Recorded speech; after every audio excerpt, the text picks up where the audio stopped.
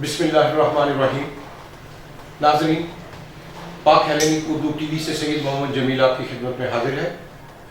جیسا کہ آپ کو معلوم ہے کہ یہ پروگرام ہر ہفتے کو ہم یورپ میں بسنے والے اور بالخصوص یونان میں بسنے والے تارکین وطن کے لیے ان کے امیگریشن کے مسائل اور ہماری یہاں کی جتنی بھی ہماری برادری کی ایکٹیویٹیز ہیں مذہبی طور پر، سیاسی طور پر، سماجی طور پر، اس میں ہم جو ہے یہ اپنے پروگرام کے تحت یہ کوریج کرتے ہیں اور آپ کے مسائل جو ہے وہ ہم اعلیٰ حکام تک پہنچاتے ہیں اور ان کی طرف سے جو بھی جواب آتا ہے وہ ہم آپ تک پہنچانے کی کوشش کرتے ہیں. کافی عرصے سے یونان میں بسنے والے تارکین وطن بالخصوص پاکستانیوں کا ایک درینہ مسئلہ تھا سفارت خانہ پاکستان. اس پر بہت ساری بحث بھی ہوتی ہے، گفتگو بھی ہوتی ہے، پروپیگنڈا بھی کیا جاتا ہے. کہتے ہیں کہ کسی بھی جھوٹ کو آپ اتنا زیادہ بولیں کہ وہ جھوٹ جو ہے وہ سچ لگنے لگے. یہاں پر بھی ایتھنز میں پچھلے کچھ ادوار سے یہ کچھ ہوتا آ رہا ہے کہ سفارت خانے کے خلاف اتنا جھوٹ بولا جاتا ہے اور اس منظم انداز میں جھوٹ کو لوگوں کو ورگلایا جاتا ہے، سادہ لوگ ہوتے ہیں ان کو، کہ وہ جو جھوٹ ہے وہ بالکل سچ لگنے لگتا ہے اور عام تاثر عام عوام میں سارے گھروں میں وہ یہی ہوتا ہے کہ سفارت خانہ جو ہے وہ کرپشن کا گڑھ ہے اور سفارشوں کا جو بازار گرم ہے. اس وہاں پر عام آدمی کی کوئی سنوائی نہیں ہے. تو ہم نے سوچا ہماری پوری ٹیم میں کہ ہم تصویر کے دونوں رخ جو ہیں وہ عوام کے سامنے پیش کریں اور آج کا یہ پروگرام ٹوٹل پروگرام سفارت خانے کے اس سچ اور جھوٹ کے درمیان ہم ایک جو اصلی سچ ہے اس کو آپ تک پہنچانے کی کوشش کریں. یہاں ایک بات میں کہتا چلوں جو آپ سے میں ہمیشہ یہ بات کہتا ہوں. دیکھیں، الزامات توبہ استغفار نعوذ باللہ ہمارے نبیوں پیغمبروں پر بھی لوگوں نے لگائے، یہ انسانی فطرت ہے. لیکن جب آپ کسی پر کوئی الزام لگاتے ہیں اخلاقی طور پر بھی اور قانونی طور پر بھی ہم سب کا اور آپ کا فرض ہے کہ ہم اس الزام کو ثابت بھی کریں. سنی سنائی باتوں پر اگر ہم الزام تراشی کریں گے تو وہ پروپیگنڈا کے زمرے میں آئے گی. ہم نے یہاں پر دن رات یہ سنا ہے کہ سفارت خانہ پاکستان میں رشوت لی جاتی ہے، اس کے بغیر کوئی کام نہیں ہوتا. تو ہم نے سفیر محترم جناب ڈاکٹر سعید خان محمد اور سیکرٹری سفارت خانہ پاکستان جناب شفقت اللہ خان صاحب سے ہم نے رابطہ کیا. ہم یہاں پر آئے، ان سب کی ہم نے نقطہ نظر ان کی گفتگو جو ہے تفصیل کے ساتھ. اور ناظرین آپ کو ایک بات بتاتے چلے کہ میں یہ بالکل بات دعوے سے آپ کے سامنے کر رہا ہوں کہ میں اپوائنٹمنٹ لے کر نہیں، کئی دفعہ بتائے بغیر بھی میں سفارت خانے میں آیا ہوں، اچانک چیزوں کو آبزرو کیا ہے، نیچے بھی اندر آ کر یہاں کے سٹاف کی بھی ٹیلی فون پر ان کی گفتگو وغیرہ یا جو بھی ماحول ہوتا ہے وہ سب میں ذاتی طور پر اس کو آبزرو کیا ہے. اور میں الحمدللہ دعوے سے یہ بات کہہ سکتا ہوں کہ میں نے ابھی تک کوئی بھی کسی قسم کی بدنظمی یا کوئی ایسی جو پروپیگنڈا کیا جاتا ہے سفارت خانہ پاکستان کے خلاف، کوئی ایسی چیز نہیں دیکھی. ہاں، ایک چیز میں ضرور آپ سے یہ شیئر کروں گا. پرابلم یہ ہوتی ہے کہ دیکھیں انسانی فطرت ہے، ہمارے گورنمنٹ کے ملازمین جو ہیں جب وہ صبح سے لے کے شام تک پبلک ڈیلنگ جو ہوتی ہے یہ بہت نازک کام ہوتا ہے. ہم بھی روزانہ آپ کے ساتھ ہمارا مختلف لوگ ہیں، پاکستانی، انڈین، بنگلہ دیش، افغانی، جو پورے یونان اور باہر سے ہمیں ٹیلی فون کالز کرتے ہیں اپنے ڈاکومنٹس کے بارے میں. اور آپ بھی دیکھیں کہ کیسے کیسے آپ ناجائز سوالات کرتے ہیں. ہم لوگوں سے آپ اپنے کاغذوں کے بارے میں منتیں کرتے ہیں، ہمیں آپ پیسے دینے کی کوشش کرتے ہیں کہ ہمارا کام کسی طریقے سے ہو. یہ میں آپ کے سامنے آنکھوں میں آنکھیں ڈال کر بات کر رہا ہوں. تو لا محالہ ایک انسانی فطرت ہے کہ ان تمام چیزوں کا جس سے میرا اور اس میرے جیسے دوسرے بھی اور لوگ ہیں دور کا واسطہ بھی نہیں ہوگا. آپ ایگزاسٹ ہوں گے, آپ کے صبر کا پیمانہ بھی لبریز ہوگا. جب آپ کسی سے بدتمیزی سے بات کریں گے آپ کو اپنا دکھ ضرور ہوگا, آپ کا مسئلہ جائز بھی ہوگا, لیکن اس کا طریقہ بھی ہے اخلاق سے بات کرنے کا. اگر آپ بدتمیزی سے بات کریں گے, بد اخلاقی سے بات کریں گے, ظاہر ہے اگلے جو سٹاف بیٹھے ہوئے ہیں وہ بھی ہیومن بینگ ہے, انسان ہے, وہ بھی جذبات میں آ سکتے ہیں. تو اس لیے تالی دونوں ہاتھ سے بجتی ہے. سب سے پہلا گورنمنٹ ملازمین جو ہے ان کا فرض ہے کہ وہ اخلاق, پیار اور محبت میں وہ گفتگو کریں, ان کا رویہ ہو. اس سے اوپر ہم سب کا فرض بنتا ہے کہ ہم جب اتنی دور سے آتے ہیں ہم بھی اخلاق کے دائرے میں رہ کر گفتگو کریں, اپنا مسئلہ بیان کریں. اور میں دعوے سے کہتا ہوں کہ اگر آپ کا مسئلہ جائز ہے تو کوئی وجہ نہیں ہے کہ سفارت خانہ ہو یا کوئی بھی محکمہ ہو وہ آپ کا کام نہ کرے. آج ہم نے یہ کہا کہ اب ہم اپنے ہر ہفتے کے پروگرام میں 10 سے 15 منٹ ہم وقف ہماری ٹیم نے سفارت خانے کے اوپر یہ ہم نے تہیہ کیا ہے کہ ہم اپنے ہر پروگرام میں سفارت خانے کے متعلق اور آپ لوگ جو سفارت خانے میں آتے ہیں ان کے متعلق ہم یہ پروگرام ضرور کیا کریں گے تاکہ تصویر کے دونوں رخ آپ تک پہنچے. آج ہماری ٹیم صبح سے سفارت خانے میں آئی ہوئی ہے اور ماشاءاللہ ہمارے جو پروڈیوسر ہیں اور ہماری ٹیم میں نئے شامل ہونے والے خالد مغل ہیں اور دوسرے ساتھی بھی جنہوں نے آج بڑی محنت سے مختلف لوگوں کے انٹرویوز لیے. وہ آگے جو رپورٹ چلے گی آج اس پوری رپورٹ میں آپ دیکھیں گے کہ لوگوں سے یہاں برملا پوچھا گیا کہ بھائی آپ کیسے آئے ہیں, آپ نے ردیوو اپوائنٹمنٹ کیسے لی ہے, کتنی دقت پیش آئی, کتنا وقت آپ کو لگا, آپ نے اپنے ان تمام معاملات کے لیے کسی کو کوئی پیسے دیے. ہمیں کہیں سے بھی کوئی جواب نہیں آیا سوائے 2 شخصیات میں. آپ دیکھیں گے ہمارے انٹرویو میں کہ انہوں نے کہا کہ ہم نے پیسے دیے ہیں, لیکن جب ہمارے رپورٹر نے ان سے پوچھا کہ کوئی ثبوت ہے تو وہ بالکل چپ کر گئے. یہی وجہ ہے کہ آپ جھوٹ اتنا مت بولیں یا غلط بدنام مت کریں. اگر آپ کے پاس, میں آپ کو دعوے سے کہتا ہوں, آپ کسی کے پاس بھی جہاں جہاں بھی یہ پروگرام آپ سن رہے ہیں دیکھ رہے ہیں, کسی کے پاس اگر کوئی ثبوت ہے آپ ہمیں رابطہ کریں, لیکن وہ پکا حلفیہ ثبوت ہو تو ہم سیکرٹری صاحب اور سفیر محترم کے پاس آپ کو لے کر چلیں گے. ایک اور بات جو سفیر محترم اور سیکرٹری سفارت خانہ پاکستان نے وعدہ کیا ہے کہ ہم ان تمام لوگوں کو تحفظ دیں گے, ان کی پوری پروٹیکشن کریں گے, ان پہ کسی قسم کا کوئی پرابلم نہیں ہوگا, لیکن وہ حلفیہ یہ بیان دیں گے کہ ہم نے کس کو کتنے پیسے دیے ہیں. یہ اگر آپ کریں گے, اگر آپ نے اخلاقی جرات ہے تو پھر تو ٹھیک ہے, ورنہ میری گزارش ہے کہ سنی سنائی باتوں پہ وہ کان مت دھریں.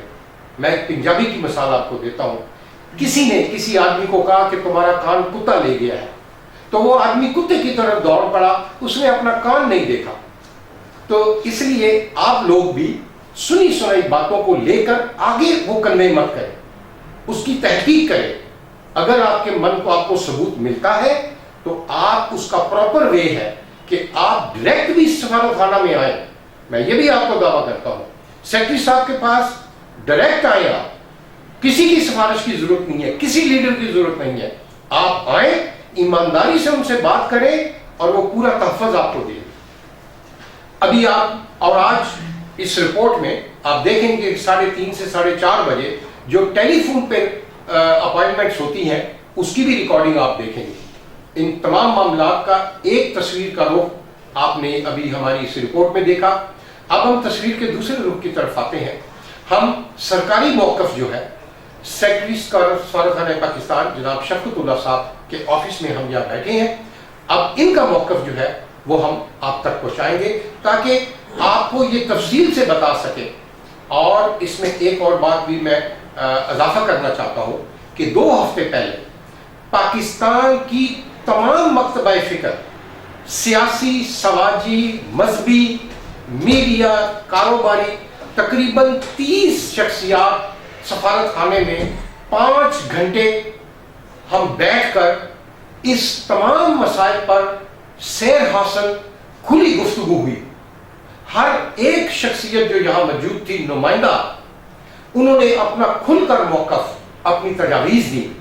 سیکرٹری صاحب بیٹھے رہے 5 گھنٹے تک، انہوں نے پھر اپنے نقطۂ نظر پیش کیا اور اتفاق رائے سے ان تمام شخصیات کے ایک لائحہ عمل تیار ہوا، جس پر ہم سیکرٹری سفارت خانہ کو کہیں گے کہ وہ روشنی ڈالیں گے تاکہ آپ تک بھی یہ باتیں پہنچے. اور اس تمام فیصلوں میں، مثبت فیصلوں میں آپ کو پھر بتاتا چلوں، تمام کمیونٹی کی نمائندہ شخصیات موجود تھی.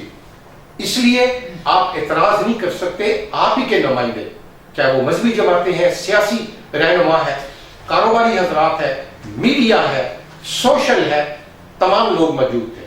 اور بڑے اچھے انداز میں یہ طے پایا ہے، ہر ماہ یا ہر دوسرے ماہ اسی طریقے سے وہ تمام نمائندے سفارت خانے میں آئیں گے، سیکرٹری صاحب کے ساتھ بیٹھیں گے اور ہم اس کا جائزہ لیں گے کہ جو ہماری پچھلی میٹنگ سے اب تک کیا پیش رفت ہوئی ہے، اس میں اور کیا مسائل ہیں، اس کا حل ڈھونڈ کے تبھی یہ آپس میں مسائل حل ہوتے ہیں. لڑائی جھگڑے سے، بدتمیزی سے، بد کلامی سے یا جھوٹے پراپاگنڈے سے کبھی بھی مسائل حل نہیں ہوتے. اب ہم اس پروگرام کی تمہید کے بعد اب ہم سیکرٹری سفارت خانہ پاکستان، ان کی شفقت ہے، ان کا نام بھی شفقت اللہ خان ہے، لیکن ان کی محبت، ان کی شفقت کہ جب بھی ان سے ہم نے ان معاملات پہ گفتگو کرنی چاہیے، انہوں نے کھلے دل سے اپنی مصروفیات، گناگو بہت برڈن ہوتا ہے سفارت خانے میں، خالی پاسپورٹوں کا کام نہیں ہوتا، اور بھی بہت سارے کام ہوتے ہیں. ہمارے ڈپلومیٹس ہیں یا گورنمنٹ کے بڑے معاملات ہوتے ہیں، حساس معاملات ہوتے ہیں، ان کو بھی دیکھنا پڑتا ہے. صبح سے رات تک، شام تک یہ اپنے ڈیوٹی آورز کے ابو بھی بیٹھ کر ہمارے مسائل اور ہمارے پاکستان، ہمارے ملک کے لیے، اس کے اچھے نام کے لیے یہ کوشاں ہوتے ہیں. ان کی پوری ٹیم اس مبارکباد کی مستحق ہے. شفقت صاحب السلام علیکم. وعلیکم السلام. بہت بہت شکریہ شفقت صاحب، آپ نے قیمتی وقت جو ہے آج ہمیں دیا. آپ نے یہ پوری تمہید جو ہے یہ آپ نے سن لی. اور اب یہ بتائیے کہ اس میٹنگ کے بعد جو ڈیسیژن ہوئے تھے، اور کافی عرصے سے آپ کو نشانہ بنایا جا رہا تھا، سفیر محترم کو، آپ کو، سفارت خانے کو، تو وہ میں نے اپنی تمہید میں بھی کہہ دیا ہے کہ جھوٹ کو جتنا زیادہ آپ بولیں گے وہ سچ لگنے لگے گا. لیکن ہم نے یہ بیڑا اٹھایا ہے کہ ہم اب اتنا سچ دکھائیں کہ وہ سچ واقعی اپنی پہچان، اپنی حقیقت لوگوں کے سامنے عیاں کرے. اور اس میں سمجھتا ہوں کہ آپ کی صداقت، آپ کی ایمانداری اور آپ کی لگن جو ہے وہ اس کا بہت بڑا حصہ ہے. اب آپ بتائیے کہ یہ سارا معاملہ جو آپ اتنے عرصے سے دیکھ رہے تھے، اس میں ظاہر ہے کہ آپ کو، آپ کی ذات کو بھی نشانہ بنایا گیا، پھر بھی آپ صبر تحمل سے یہ سارا کچھ خندہ پریشانی سے برداشت کرتے رہے. پہلے تو اس کے بارے میں تھوڑا سا آپ بتائیں. بسم اللہ الرحمن الرحیم.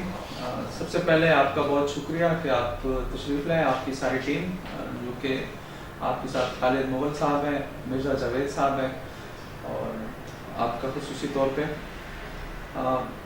آپ نے تمہید میں بہت سارے باتیں کہہ دی ہیں اور اچھی باتیں آپ نے کہی ہیں. جس طرح آپ نے ابھی سوال کیا ہے، تو میں سب سے پہلے یہ تھوڑا سا بیک گراؤنڈ دینا چاہوں گا. جب سے میں آیا ہوں مجھے تقریباً 2 سال ہو گئے، اور میری ہمیشہ سے یہ کوشش رہی ہے، خواہش رہی ہے کہ یہاں پہ جتنے بھی اپنے محدود وسائل کے اندر رہتے ہوئے ہم عوام کے مسائل جتنے حل کر سکتے ہیں وہ کریں. کیونکہ یہ بات بھی مد نظر رکھنی چاہیے کہ ہم یہاں پہ ہماری کچھ لمیٹیشنز ہیں، ہمارے کچھ محدود وسائل ہیں، ان کے اندر رہ کے ہم نے کام کرنا ہوتا ہے.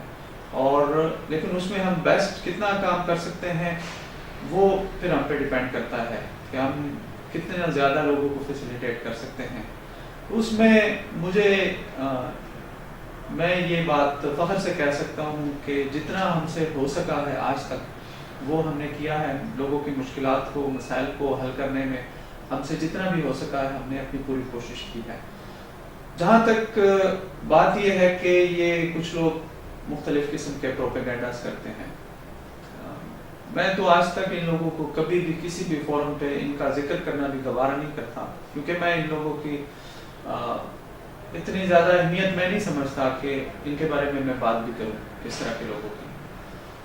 اور ویسے اگر ہم جنرلی بات کریں تو یہ میں نے ہمیشہ کہا ہے, آپ کو بھی کہا ہوگا, اور جتنے بھی ہمارے کمیونٹی کے رہنما ہیں, چاہے وہ سیاسی تنظیموں سے ہیں, مذہبی ہیں, معاشرتی فلاحی جتنے بھی آرگنائزیشنز ہیں, اور باقی عام لوگ بھی ہیں, جتنے بھی لوگ ہیں, ہم نے سب کو کہا ہے کہ آپ اگر آپ کو کہیں پہ کرپشن نظر آتی ہے, آپ کو کہیں پہ لگتا ہے یا کسی سے اگر کوئی پیسے لیتا ہے, تو آپ ہمارے پاس آئیں, ہماری مدد کریں, یہ ہماری مدد ہوگی. میں نے کئی جگہوں فورمز پہ بھی یہ بات کی ہے کہ یہ ہماری مدد ہوگی.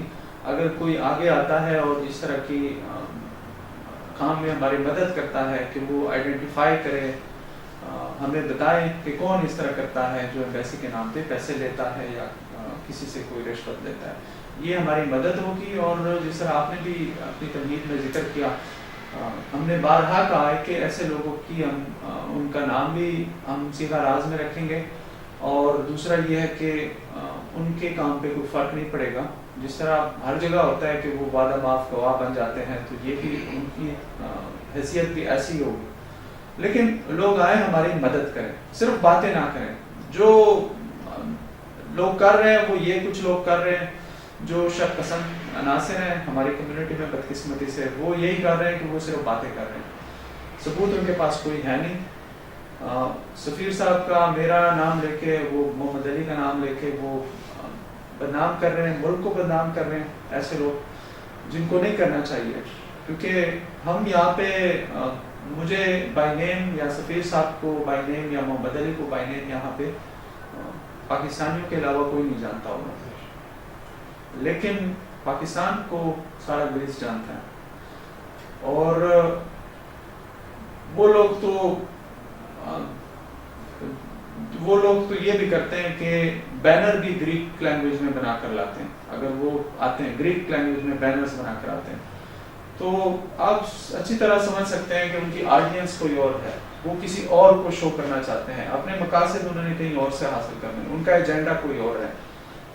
تو کہنے کا مقصد یہ ہے کہ ہم خلوص نیت سے کام کر رہے ہیں, اور ہم ہمیشہ جب سے میں آیا ہوں, ابھی تو ہم نے ایک فارمل میٹنگ کی تھی جس میں آپ سب کو میں نے دعوت دی تھی, مختلف ہمارے کمیونٹی کے رہنما آئے تھے 30 کے قریب, جس طرح آپ نے ذکر بھی کیا, جو کہ ہر مکتبہ فکر کو کی نمائندگی کرتے ہیں. اس سے پہلے بھی انڈیویجولی بھی جو بھی ہمارے پاس آئے, ہم نے جو بھی سسٹم رائج کیا, چاہے وہ پاسپورٹ کے حوالے سے ہو یا کوئی اور سسٹم ہو, ہم نے ان کا لوگوں کا فیڈ بیک ہمیشہ سنا ہے کہ لوگ کیا کہتے ہیں. اس کے بعد جہاں بھی ہمیں پرابلمز نظر آئی ہیں, جو کہ میں مشکور بھی ہوں, جتنے بھی ہمارے مختلف رہنما ہیں, جتنے بھی ہمارے مختلف رہنما ہیں, میں ان کا مشکور ہوں, کیونکہ وہ ہمارے پاس آتے رہے, وقتاً فوقتاً اپنی تجاویز دیتے رہے, اچھی تجاویز, یہ نہیں کہ کوئی ایسی تجاویز, اچھی تجاویز وہ دیتے رہے ہمیں, اور انہی تجاویز کی روشنی میں ہم چینجز کرتے رہے اپنے سسٹم میں. آپ نے دیکھا ہوگا کہ اپوائنٹمنٹ سسٹم پہلے جس طرح تھا آج اس طرح نہیں ہے, مختلف ہے پہلے سے.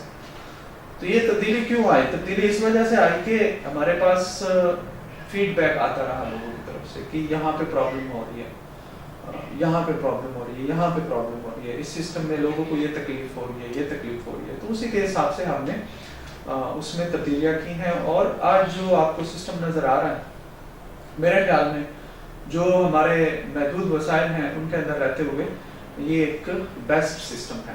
میں تھوڑا سا بیک گراؤنڈ دینا چاہوں گا آپ کے ناظرین کو, بتانا چاہوں گا, کیونکہ بہت سارے لوگوں کو شاید نہیں پتا ہوگا. ہم روزانہ تقریباً 50 یا 50 سے زیادہ لوگوں کے پاسپورٹ جمع کر رہے ہیں. جی, اس میں یہ ٹیلی فون والے کتنے ہیں جو ٹیلی فون پر اپوائنٹمنٹ لیتے ہیں سر؟ وہ بھی میں آپ کو بتا دیتا ہوں. ابھی 2-3 دن پہلے تک تو ٹیلی فون والے 40 لوگ تھے, 40 لوگ ٹیلی فون والے تھے, اور 10 سے لے کے 15 لوگ فیملیز کے لیے. فیملیز کو ہم اپوائنٹمنٹ کے بغیر ہم کو یہ فیسلٹی دیتے ہیں. تاکہ ان کو تکلیف نہ ہو, ان کو مسئلہ نہ ہو. 10 سے 15 لوگ فیملیز کے اور 40 ہم ٹیلی فون پہ اپوائنٹمنٹ دیتے تھے آج سے چند دن پہلے تک. لیکن جس طرح ابھی ذکر ہوا کہ پچھلے دنوں ہماری ایک میٹنگ ہوئی تھی جس میں سب کمیونٹی کے لیڈران تھے اور سب کی طرف سے متفقہ یہ ایک تجویز آئی تھی کہ جو لیگل لوگ ہیں یہاں پر ان کے لیے کوئی ایسا ذریعہ کیا جائے, ایسا طریقہ کیا جائے تاکہ ان کو ان کے کاغذ خراب نہ ہو, ان کو مسئلہ نہ ہو. تو وہ آپ لوگوں کا فیڈ بیک تھا, آپ لوگوں کی تجویز تھی جس کی روشنی میں ابھی ہم نے 2 دن پہلے پریس ریلیز کی. بالکل. اور ابھی ہم یہ کر رہے ہیں کہ لیگل لوگ جو ہیں ان کو بغیر اپوائنٹمنٹ کے ہم ان کا پاسپورٹ جمع کرا رہے ہیں. اچھا. اور اب ہمارے ارینجمنٹ اس طرح ہے کہ 30 لوگوں کو ہم ٹیلی فون پہ اپوائنٹمنٹ دیتے ہیں. اچھا. 30 اور 30 وہ ہیں جو لیگل نہیں ہیں, جن کے پاسپورٹ پہ سٹیکرز نہیں ہیں. اور روزانہ جو بھی آتے ہیں ہمارے پاس 10 لوگوں کو جن کے پاسپورٹ پہ سٹیکرز ہیں جو لیگل ہیں یہاں پہ 10 لوگوں کا ہم بغیر اپوائنٹمنٹ کے جمع کرتے ہیں. تو 30 جمع 10 40 یہ ہو گئے اور 10 سے 15 لوگ وہ فیملیز والے ہو جاتے ہیں.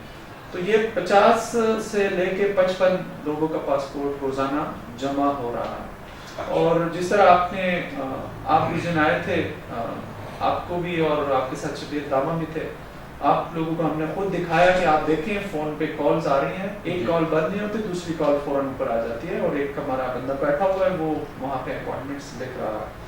ایک جو آپ آج بھی آپ دیکھیں آج یہ بالکل آج ہم اس کو پورا سسٹم آج ہم اس کو اپنے لوگوں کو آپ دکھائیں گے. ریکارڈنگ اس کی کریں دیکھیں.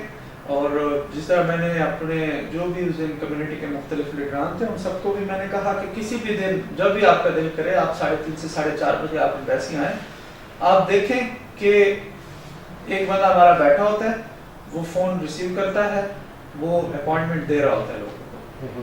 تو سر اس میں ایک سوال ہے, اس دن بھی یہ ہوا تھا سوال, یہ صرف لوگوں کی انفارمیشن کے لیے لوگ یہ سوال کرتے ہیں کہ صرف یہ 40 یا 50 آپ دن میں کرتے ہیں, اس میں کوئی ٹیکنیکل پرابلم ہے نادرا کے کمپیوٹر پہ یا سسٹم کے اوپر جو آپ کی لمیٹیشن ہے اس کے ابو نہیں کر سکتے؟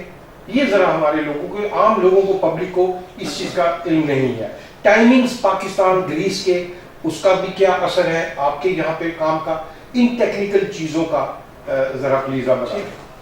اس میں 2-3 چیزیں ہیں اور اچھا ہے کہ آپ کے فورم کے ذریعے عوام کو یہ بات پتہ لگ جائے گی کہ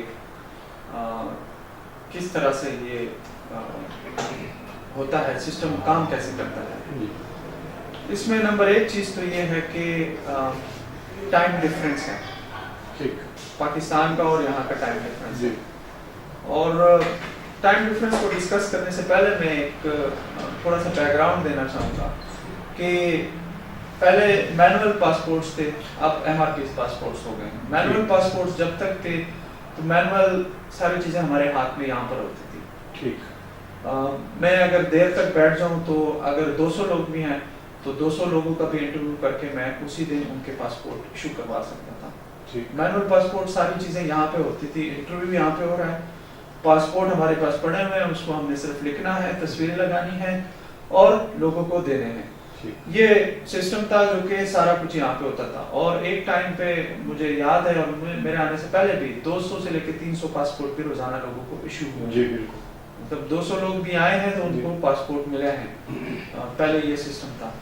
اب MRP سسٹم کے آنے کی وجہ سے چیزیں بدل گئی ہیں. کیسے بدل گئی ہیں؟ وہ اس طرح بدل گئی ہیں کہ MRP سسٹم میں ہم یہاں پہ جو بھی اپلیکینٹ آتا ہے ہم اس کا صرف ڈیٹا لیتے ہیں. اچھا. ہاں, ڈیٹا لیتے ہیں, وہ ڈیٹا آن لائن ہوتا ہے, وہاں ہم کنیکٹ ہوتے ہیں پاکستان کے ساتھ, وہ ڈیٹا ہم ٹرانسفر کر دیتے ہیں پاکستان. باقی پاکستان میں پھر وہ ڈیٹا پروسیس بھی ہوتا ہے, پاکستان میں وہ ڈیٹا وہاں پہ پرنٹنگ بھی پاکستان میں ہوتی ہے پاسپورٹس کی. اچھا. ہاں, پاسپورٹ یہاں پہ پرنٹ نہیں ہوتے, یہ بھی بہت سارے لوگوں کو نہیں پتا. ایگزیکٹلی, اسی لیے میں چاہتا تھا کہ ناظرین کو اس بات کی نشاندہی, ان کو آگاہی ہونی چاہیے کہ یہ وہ سمجھتے ہیں کہ شاید جس طرح پہلے تھا یہ پاسپورٹ بھی یہی ہے. نہیں, یہ پاسپورٹ صرف یہاں پہ صرف جو ہمارا کام ہے وہ ڈیٹا ہم لیتے ہیں, تصویر لیتے ہیں, باقی ان کا ڈیٹیل ہم ساری لیتے ہیں. اور پھر وہ ساری ڈیٹیل ڈیٹا جو ہے وہ ہم پاکستان ٹرانسفر کر دیتے ہیں. باقی پاکستان میں اسلام آباد میں سینٹرلائزڈ ایک ہمارا پرنٹنگ پریس ہے اس کے لیے پاسپورٹس کے لیے. وہاں پہ پاسپورٹس پرنٹ ہوتے ہیں اور پھر وہ بائی پوسٹ ہمارے پاس آتے ہیں. پھر ہم یہاں پہ لوگوں کو ڈیلیور کرتے ہیں. یہ طریقہ کار ہے. تو اب یہ ایک نیا سسٹم ہے جس طرح میں نے آپ کو بتایا. اس میں کچھ اس کی بھی اپنے لمیٹیشنز ہیں. وہ کیا ہے؟ وہ 2-3 ہیں. اس میں ایک تو یہ ہے کہ ٹائم ڈفرینس ہے پاکستان کا اور یہاں. آج کل 2 گھنٹے کا فرق ہے, کبھی 3 گھنٹے ہو جاتا ہے ٹائم کے چینج ہونے سے. تو وہ ٹائم ڈفرینس جو ہے ایک یہ چیز ہے. دوسرا یہ ہے کہ پاکستان میں جو ہیڈ کوارٹر ہے پاسپورٹ کا, وہاں پہ ہر اسٹیشن کا اپنا ایک ٹائم ڈیوریشن ہے. فرض کریں ایتھنز کا 8:30 سے 1 بجے تک یا 1:30 بجے تک ٹائم ہے.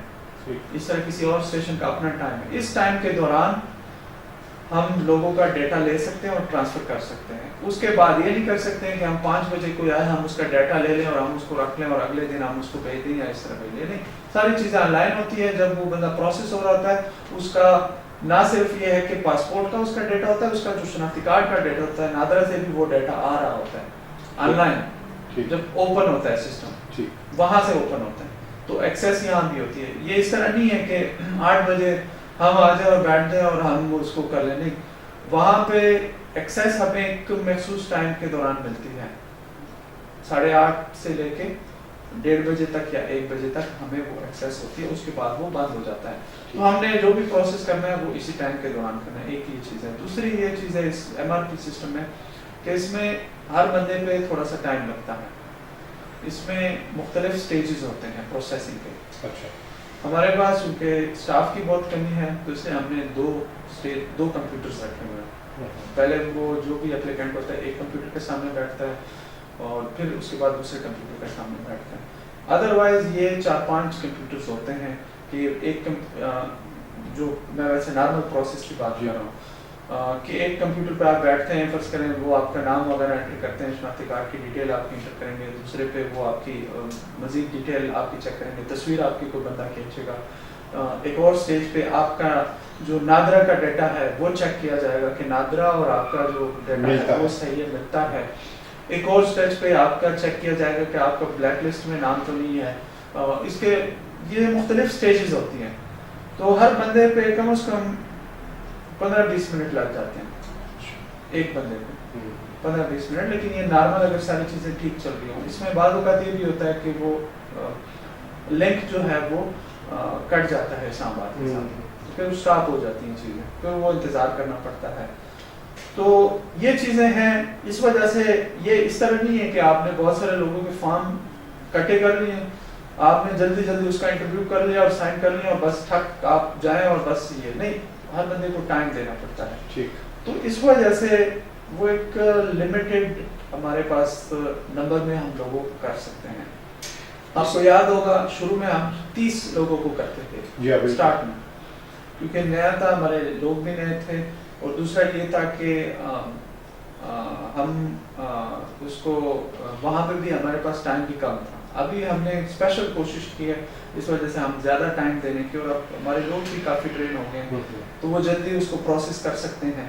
لوگوں کو کوشش کرتے ہیں کہ جلد سے جلد پروسیس کریں, جتنے زیادہ سے زیادہ لوگوں کو ہم کر سکیں تو وہ ہم کرتے ہیں. اسی لیے 2 سوال میں کرنا چاہوں گا ریلیٹڈ اس سارے سسٹم میں.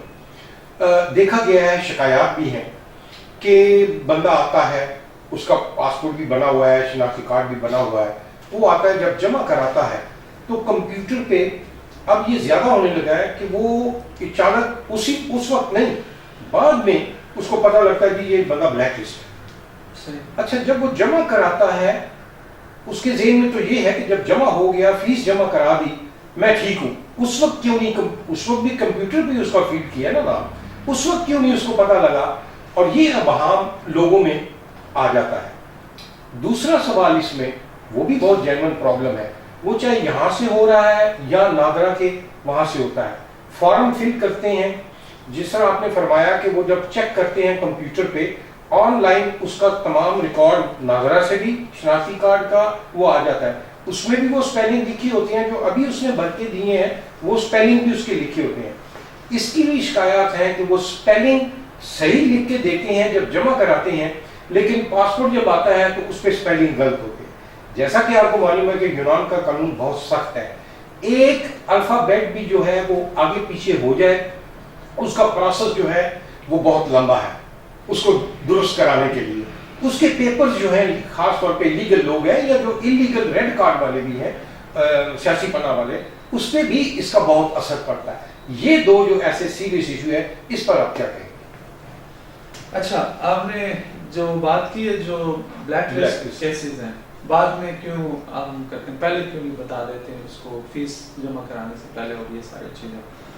اس میں جس طرح میں نے آپ کو ایکسپلین کیا کہ جو پاسپورٹ کا پروسیس ہے یہ کئی سٹیپس ہیں اور آپ نے اسٹیپ بائی اسٹیپ ہی آپ کر سکتے ہیں کیونکہ اس کا جو سافٹ ویئر ڈیزائن کیا گیا ہے وہ اس طرح ڈیزائن کیا گیا ہے کہ آپ اسٹیپ بائی اسٹیپ اس کو کریں گے. جب ایک آپ کا ٹوکن کٹتا ہے پہلے, پھر ٹوکن کے بعد آپ کی باقی ڈیٹیلز اس طرح, تو ایک سٹیج ہے اس میں جس پہ آپ کا بلیک لسٹ چیک ہونا ہوتا ہے. اچھا, وہ بعد میں آتی ہے؟ وہ بعد میں بیچ میں وہ سٹیج آتی ہے. ٹھیک ہے, تو اس وجہ سے وہ بعد میں پتہ لگتا ہے کہ یہ جس طرح ہے نا, ابھی فرض کریں یہ تو بلیک لسٹ کی بات کریں, نادرا کی ہم بات کریں, لیٹ سے ایک اور بندہ اس طرح کیس ہو سکتا ہے کہ وہ آئے بیٹھے بیچ میں پھر پتہ لگتا ہے کہ وہ اس کی شناختی کارڈ میں تصویر ڈفرینٹ ہے اور ابھی بندہ جو ہے وہ ڈفرینٹ ہے, لیکن وہ بعد میں پتہ لگتا ہے کیونکہ جب وہ نادرا کا سٹیج آتا ہے جو نادرا سے لنک تھرو ہوتا ہے تو وہاں پہ اس کی وہ ڈیٹیل آ جاتی ہے کہ یہ بندہ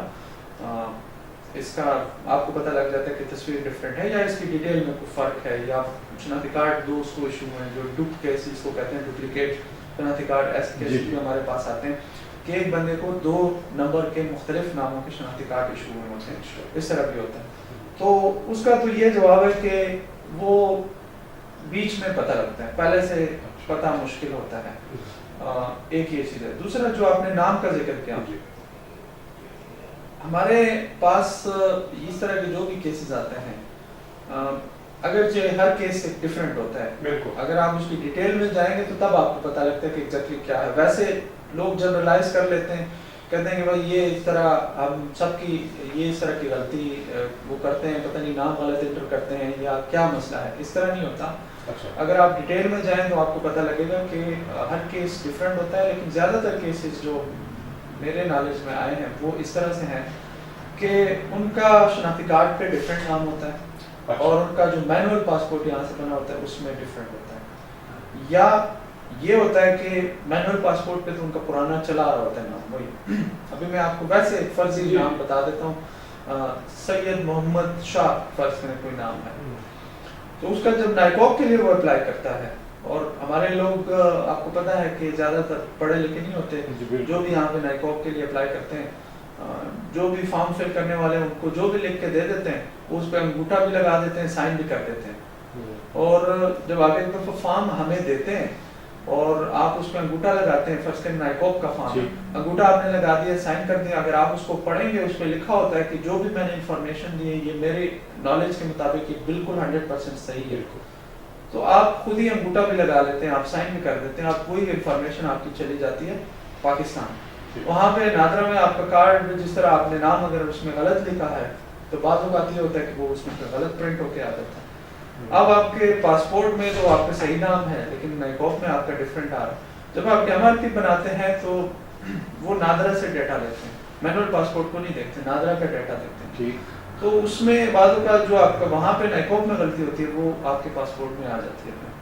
یہ چیز اس طرح ہے. تو ان لوگوں کو ہم اکثر مشورہ دیتے ہیں کہ آپ اپنے نائکوب کو چینج کریں وہاں سے پاکستان سے, ہاں مطلب یہاں سے دوبارہ آپ اپلائی کریں نائکوب کے لیے, جو آپ کی غلطی ہوئی ہے اس کو آپ ٹھیک کریں.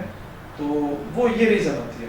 لیکن ویسے اگر کسی کے نام میں غلطی آ جائے تو ان کو ہم دوبارہ دوسری کاپی ہم آسانی سے وہ بنا سکتے ہیں, کوئی اس میں ایسی چیز نہیں ہے. اچھا, اس کو دوبارہ فیس دینی پڑے گی اگر یہ ثابت ہو جائے کہ یہ اس کی غلطی نہیں ہے, مس پرنٹ ہو گیا ہے یا کوئی ایسا ہوا ہے, تو اس کو آپ فیسیلیٹیٹ کریں گے یا اس کو دوبارہ فیس دے کر؟ ایک چیز تو میں یہ کلیئر کر دوں کہ غلطی ہماری نہیں ہوتی.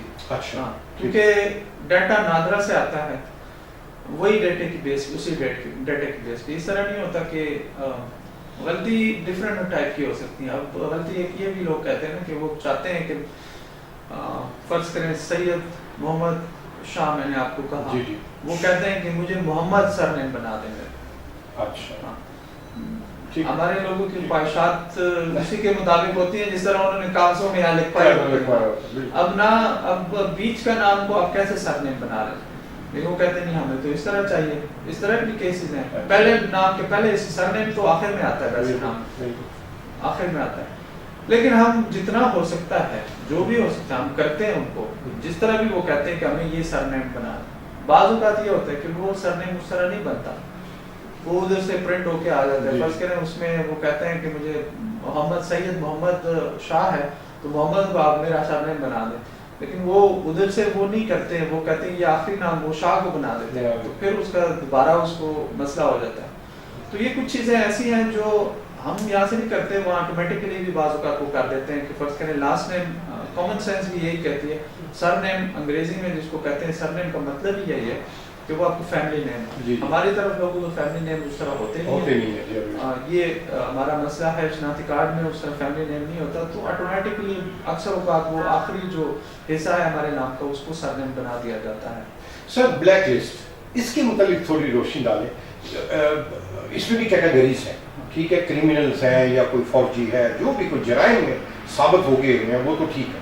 अब ये इलीगल, सारे हमारे कानून को भी मालूम है, हमारे सिस्टम को भी मालूम है कि हमारे तारकिन वतन तमाम गैर कानूनी तरीक़ों से मेजॉरिटी जो है वो आते हैं यहाँ, और वही उन्हीं को गिरदाना जाता है कि ये रीढ़ की हड्डी हैं, वही ज़र मुबादला बेचते हैं, मेहनत मजदूरियाँ करके सब कुछ। अब बहुत ज़्यादा ये देखने में आया, इससे पहले दौर में नहीं था, छोटी छोटी चीज़ों पे ब्लैक लिस्ट का नाम आ जाता है, आपकी तरफ से नहीं, वो नाजरा या उस सिस्टम में आ जाता है।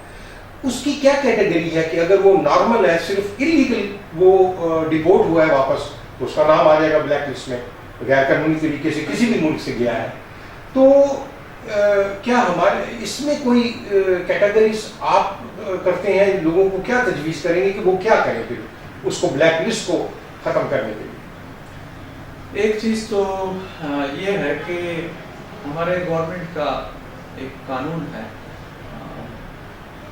ये पाकिस्तान का कानून है कि जो भी बंदा, जो भी पाकिस्तानी किसी भी मुल्क से, यूनान से नहीं, किसी भी दुनिया के किसी भी मुल्क से जब वो डिपोर्ट होता है इलीगली, फर्स्ट करें वो इलीगल उस मुल्क में रह रहा है और वहाँ से वो डिपोर्ट हो रहा है, तो जैसे ही वो पाकिस्तान जाता है उसका नाम ऑटोमेटिकली ब्लैक लिस्ट में चला जाता है।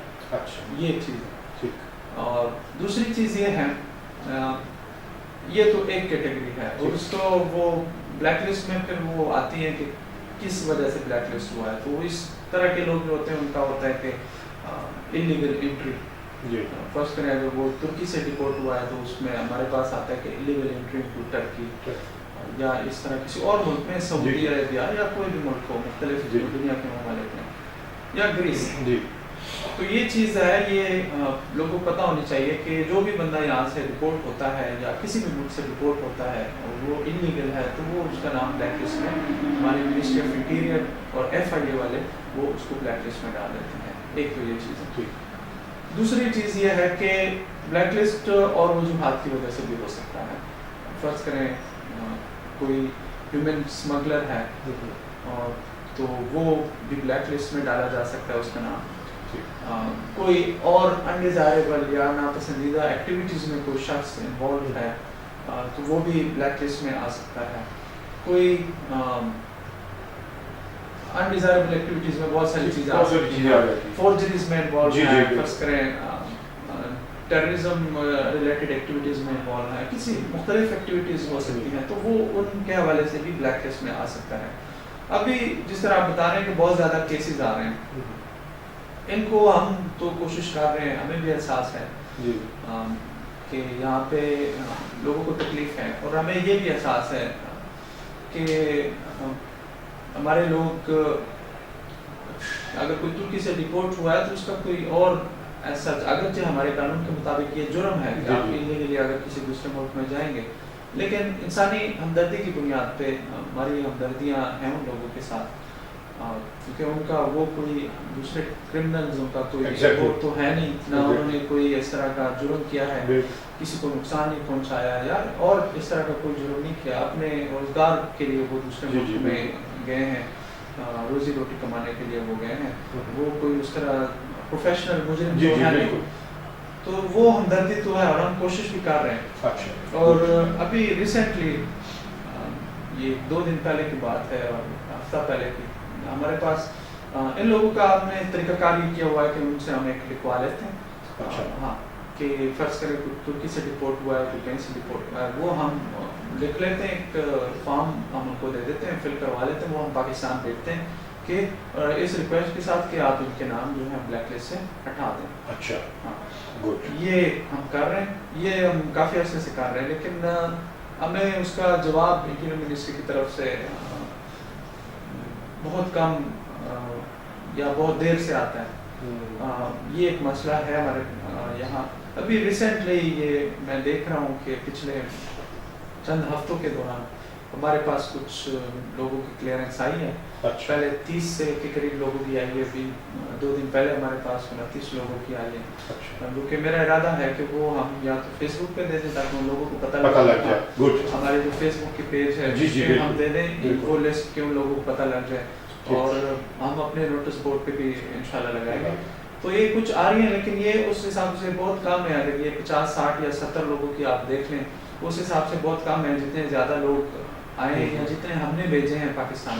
ہم یہاں پہ اس طرح کے کیسز میں ہمارا کام اس حد تک ہے کہ ہم ان سے ان کی ریکویسٹ جو ہے وہ ہم پاکستان بھیج دیں, اور پاکستان میں پھر آگے جو اتھارٹیز ہیں انہوں نے فیصلہ کرنا ہے ان کے بارے میں. ٹھیک. اچھا, اب ہم آخری پروگرام کے 2 سوالوں میں, اور یہ سننے میں آیا ہے کہ جو اس میٹنگ میں یہ تجاویز آئی تھی کہ جس طرح پہلے ادوار میں بھی جب رش بڑھ جاتا تھا یہاں پر, کیونکہ ایک تو ہمارا لوگوں کو یہ بھی معلوم نہیں ہے کہ ہمارا امبیسی سفارت خانہ ایسے علاقے میں ہے جہاں پر سامنے جرمن امبیسی ہے, سائڈ پہ برٹش امبیسی ہے, اور اس ماحول میں دکاندار ہیں اور دوسری رہائشی علاقہ ہے, کاروباری ہے, تو وہ بہت زیادہ افیکٹ ہوا ہے, بدنامی بھی بہت زیادہ ہوئی ہے. اور یہ بھی آپ نے فرمایا تھا کہ ریٹن بھی آپ کو کئی دفعہ نوٹس آ چکے ہیں ان سب گورنمنٹ کی طرف سے بھی اور ان تمام اداروں کی طرف سے بھی. تو ردیبو میں جب پرابلم ہو رہی ہے تو اس سے یہ تھا کہ تجاویز یہ تھی کہ سفارت خانہ جہاں پر میجورٹی ہمارے پاکستانیوں کی ہے ان علاقوں میں مہینے میں 1 دفعہ یا 2 دفعہ مختلف علاقوں میں وزٹ کریں, اور وہاں کے جو زیادہ سے زیادہ مسائل ہیں جو آپ کے اختیار میں ہیں وہاں پر ہی ایٹ دی اسپاٹ ان کی درخواستیں لیں, ان کے وہیں گھر حل کریں, تاکہ وہ رش جو ہے وہ کم ہو جائے. پچھلے ادوار میں یہ کامیاب چیز رہی ہے. تو تواتر کے ساتھ ہر ماہ باقاعدگی کے ساتھ مختلف علاقوں میں سفارت خانہ جاتا تھا. تو اس سلسلے میں ابھی آپ نے کیا پیش رفت کی ہے اور آگے کیا ہے پروگرام آپ کا؟ سب سے پہلے تو میں جس طرح آپ نے ذکر کیا, جو ہماری میٹنگ ہوئی تھی جس میں ساری جماعتیں موجود تھی, مذہبی, سماجی, فلاحی, جی, اور ساری جماعتیں وہاں پر موجود تھی. 2 چیزیں جو بڑی بڑی سب کی طرف سے تجاویز آئی اور ان دونوں کو ہم کر رہے ہیں جو کہ اچھی تجاویز تھی. اس وجہ سے جو بھی جس طرح میں نے پہلے شروع میں کہا کہ کوئی بھی ہمیں اچھی تجویز دے گا جو جس پہ ہم عمل کر سکیں, قابل عمل ہو, تو وہ ہم ضرور کریں گے. ان میں سے 2 چیزیں تھیں. ایک تو یہ تھا کہ لیگل لوگوں کو پرائیورٹی دی بغیر اپائنٹمنٹ کے, تاکہ ان کو مسئلہ نہ ہو, جو کہ ہم نے شروع کر دیا ہے. اسی میٹنگ میں دوسرا یہ تھا کہ باہر جو مختلف علاقے ہیں, کافی سارے جو ہمارے لیڈران تھے ان کی طرف سے یہ تجویز تھی کہ وہاں پہ ہم جائیں اور آن دا ڈور اسٹیپ جو لوگوں کا ہے وہاں پہ ہم ان کو سروس پرووائڈ کریں جتنے بھی ہم پرووائڈ کر سکیں. اسی سلسلے میں یہ 10 تاریخ کو ہم جا رہے ہیں, اتوار کو, سنڈے کو ہم جا رہے ہیں, اینوفیتا جا رہے ہیں, اور اینوفیتا کے ساتھ باقی علاقے ہیں, سیمتاری ہے, اس کے علاقے ہیں, وہاں پہ ہم جا رہے ہیں. اور یہ ایک بگننگ ہے, سٹارٹ ہے. یہ ہم انشاءاللہ اس کے بعد ہم دوسرے جہاں پہ پاکستانی زیادہ ہیں علاقے ہیں, قریب ہیں, دور ہیں, وہاں انشاءاللہ ہم جائیں گے اور وہاں پہ ہم ان کے جتنے بھی پاسبل ہیں سروسز ہم ان کو پرووائڈ کریں گے, جس میں یہ چیز ہے کہ نائکوپ کے فارم ہم لوگوں سے ایکسیپٹ کریں گے. اچھا. دوسرا ہم وہاں پہ اٹیسٹیشن وہاں ہم کریں گے, لوگوں کے جو مختلف ڈاکومنٹس کے اٹیسٹیشن ہے. اگر کسی کے پاور آف اٹارنی ہے تو وہ بھی ہم وہاں پہ آن دی اسپاٹ کریں گے اگر چیزیں پوری ہوں تو اگر چیزیں پوری ہوں. ٹھیک ہے. یہ چند ایک چیزیں ہیں. دوسرا جو پاسپورٹ والے مسائل ہیں ان کو بھی ہم دیکھیں گے کہ ان کو اگر ہم دیکھیں گے کہ کس طرح ان میں ان کی بھی لوگوں کی مدد کریں وہاں آن دی اسپاٹ جو پاسبل ہو, جو کمپیوٹرائز یا جو سسٹم میں وہاں اویلیبل نہیں ہے اس کے بیان اگر کوئی کسی کے مسائل ہے کس طرح ہم اس کو کر سکتے ہیں تو وہ بھی ہم کریں گے انشاءاللہ, کوشش کریں گے. ٹھیک. تو یہ چیز جس طرح میں نے کہا کہ یہ ہم کر رہے ہیں اور یہ جو آپ سب لوگوں کی فیڈ بیک ہمارے پاس آئی, جو آپ لوگوں کی تجاویز آئیں, اسی کی بنیاد پہ ہم یہ کر رہے ہیں تاکہ یہ لوگ جو ہیں ان کو بھی یہاں پہ اگر اس دن لوگوں کے مسئلے مسائل حل ہو جائیں گے تو ان کو یہاں پہ سفارت خانہ آنے کی ضرورت نہیں پڑے. اور دوسرا جس طرح آپ نے ذکر کیا کہ ہماری کوشش یہی ہے, یہ جو ٹیلی فون پہ اپائنٹمنٹ سسٹم بھی ہم نے شروع کیا ہے وہ صرف اسی وجہ سے شروع کیا ہے کہ یہاں پہ لوگ نہ آئیں. ایک وجہ یہ ہے کہ لوگ نہ آئیں یہاں پہ, رش نہ بنے, اور دوسرا یہ ہے کہ لوگوں کو سہولت ہو, کام سے چھٹی نہ کرنے پڑے ان کو. تو جیسے آپ نے ذکر کیا کہ ہمیں یہاں پہ جو میئر آفس ہے وہاں سے بھی ہمیں ریٹن میں کمپلینٹس آئی ہیں کہ یہاں پہ ہمارے لوگ نیچے اس علاقے کا جو امن ہے وہ خراب کرتے ہیں. یہاں پہ دکانیں بند ہو گئی ہیں. یہاں پہ ہمارے پاس یہ برٹش ایمبیسی کی طرف سے شکایت آئی ہیں, جرمن ایمبیسی کی طرف سے شکایت آئی ہیں, اور جو اس ایریا ہے اور یہ بلڈنگ کے اوپر جو ہمارے لوگ ہیں ان کی طرف سے بھی شکایت آئی ہیں. ہمارے لوگوں سے ان کو کافی شکایات ہیں. ابھی ہماری مجبوری یہ ہے کہ ہمارے پاس جگہ کی کمی ہے, سارے لوگوں کو ہم اندر ایکوموڈیٹ نہیں کر سکتے ہیں, اور تو اس وجہ سے ہم یہ چاہتے ہیں کہ اگر کسی کا کام فون پہ ہو سکتا ہے تو اس کو آنے کی ضرورت نہ پڑے. اور دوسرا یہ ایک کامن سینس بھی بنتی ہے کہ اگر کوئی دور کہیں رہتا ہے تو اس کو بجائے اس کے کہ وہ صرف اپائنٹمنٹ لینے کے لیے آئے یہاں پہ اور چکر لگائیں ایمبیسی کے, تو اس سے بہتر ہے کہ وہ فون پہ اگر اس کو مل جاتی ہے اپائنٹمنٹ تو اس میں اس سے اور اچھی بات کیا ہو سکتی ہے. اور ایک چیز جو یہ میں واضح کرنا چاہوں گا کہ انشاءاللہ عنقریب ہم دوسری جگہ جا رہے ہیں. یہی میرا اگلا سوال تھا کہ اس کے متعلق تھوڑی سی کوئی آپ ہلکی سی, زیادہ تفصیل نہیں, لیکن ہمیں پتہ عوام کو لگ جائے کہ بھئی کافی عرصے سے ہم یہ سن رہے ہیں کہ جس سفارت خانہ جگہ لے رہا ہے. پچھلے دور میں تو بلا کر ہمیں اوپننگ کا اور سارا شیڈیول بھی دے دیا گیا تھا, جگہ کا بھی بتا دیا گیا تھا, پریس کانفرنس ہوئی تھی باقاعدہ. تو اس کے بعد پھر کچھ بھی نہیں ہوا. تو اب یہ ہے کہ ایک دفعہ پھر اب بتا دیں کہ اس دفعہ واقعی وہ خوشخبری ہوگی یا پھر دور کے ڈول سہانے والا حساب ہوگا؟ نہیں, انشاءاللہ ایک تو میں آپ کو یہ بتانا چاہوں گا کہ میں بھی جب سے آیا تو مجھے خود بھی یہ یہاں پہ حالات دیکھ کے بڑا افسوس ہوا. جس طرح یہاں پہ چھوٹی سی جگہ ہے اور ہمارے لوگوں کو بڑی مشکلات کا سامنا کرنا پڑتا تھا, کہ ابھی بھی پڑ رہا ہے, چاہے بارش ہے, دھوپ ہے, انہوں نے روڈ پہ کھڑے ہونا ہے, نہ اس طرح سے واش روم کا انتظام ہے, نہ تو بہت ساری مشکلات تھی. مجھے اس کا بہت شدید احساس تھا. پھر جب ہمارے سفیر صاحب آئے خصوصاً, انہوں نے جب یہ سارا کچھ دیکھا تو ان کو بھی یہ کافی افسوس ہوا کہ یہ اس طرح کیوں ہے. اور یہ میں بتانا چاہوں گا کہ سفیر صاحب نے اپنی خصوصی کوششوں کی وجہ سے, یہ آپ کہہ سکتے ہیں کہ یہ ان کی کوششوں کا رزلٹ ہے کہ ہم ایک بڑی جگہ پہ انشاءاللہ جا رہے ہیں. اور بہت ساری چیزیں ہو گئی ہیں, بس صرف فارمیلٹیز ہم نے کرنی ہے. تو اس دفعہ میں انشاءاللہ آپ کو یقین دلاتا ہوں کہ ایسی بات نہیں ہے کہ جس طرح ماضی میں آپ بتا رہے ہیں, مجھے تو نہیں پتا کہ اس طرح ہوا کہ آپ کو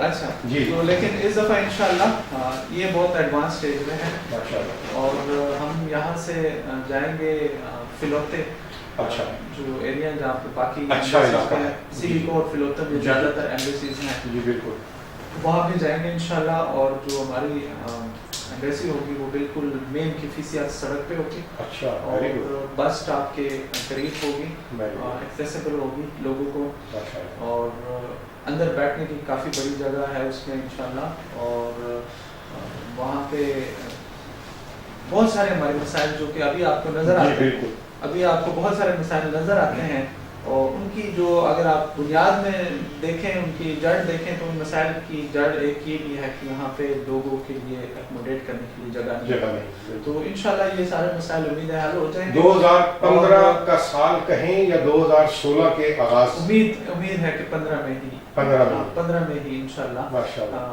یہ آپ دیکھیں گے۔ اور لیکن میں یہ بتانا چاہوں گا کہ اس کا جو کریڈٹ ہے وہ ہمارے بیس صاحب کو جاتا ہے۔ اس سے پہلے بھی وہ جہاں رہے ایک دو جگہ انہوں نے وہاں پہ بھی ایمبیسیز چینج کی، مطلب پہلے ایک اچھی جگہ پہ نہیں تھی تو انہوں نے وہاں پہ بھی اچھی جگہ پہ ان کو شفٹ کیا، تو یہ ان کی خصوصی کاوش تھی اس سلسلے میں۔ اور ہم سب کو یہ احساس تھا کہ یہ ایک بہت بڑا مسئلہ ہے ہمارے کمیونٹی کا، اس کا کوئی حل ہونا چاہیے۔ تو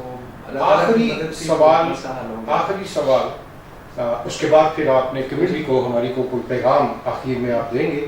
آخری سوال کہ یہ جو لوگ سیلف ریپاٹریشن اپنی مرضی سے اپنے ملکوں میں جانا چاہتے ہیں یا تھانوں میں کیمپوں میں جو یہ اللیگل لوگ قید ہیں، اس میں جو آؤٹ پاس ہے وہ کچھ اس میں مسائل کافی آتے ہیں۔ یہاں کی پولیس ڈپارٹمنٹ ہر محکمے وہ ہماری سفارت خانے سے ناخوش رہتے ہیں، باقی سفارت خانوں کی وہ تعریف کرتے ہیں، لیکن ہمارے سفارت خانے سے ہمیشہ ان کے منسٹرز بھی اور وہ پورا ڈپارٹمنٹ نیچے سے اوپر تک وہ ناخوش رہتا ہے۔